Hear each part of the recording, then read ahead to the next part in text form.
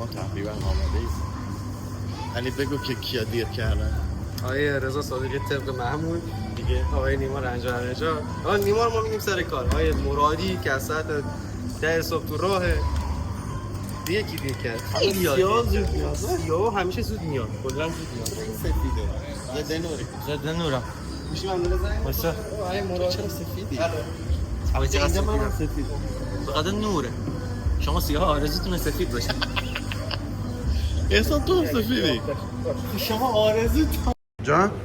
یه دونه رونینو خب کلا وای با این 28 هفته یه دونه رونین هم ارزان حضور اتونی مثلا بنز دونه خوب اینا. چرا اینجا؟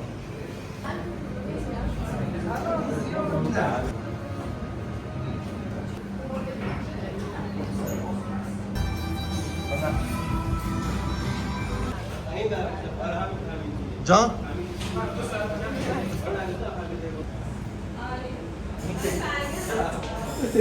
بودم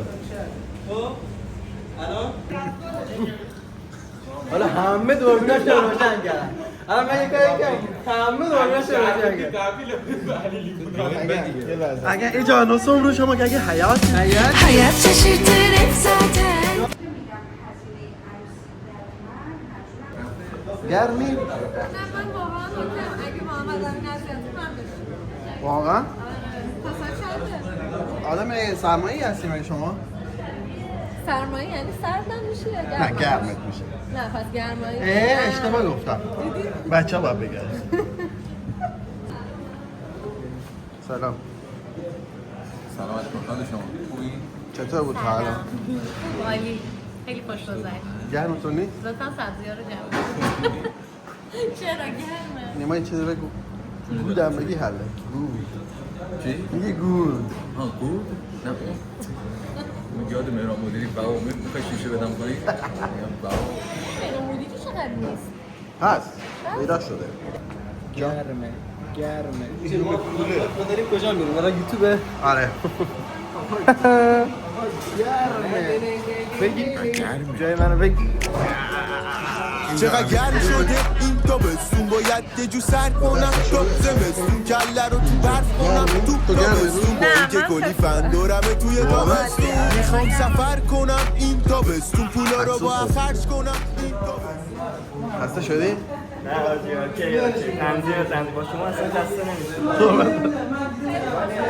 ایشو احسانه.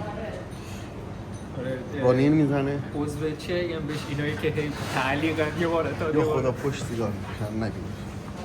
چطور تا الان؟ خوبم تو خوبی؟ یه کاری الان؟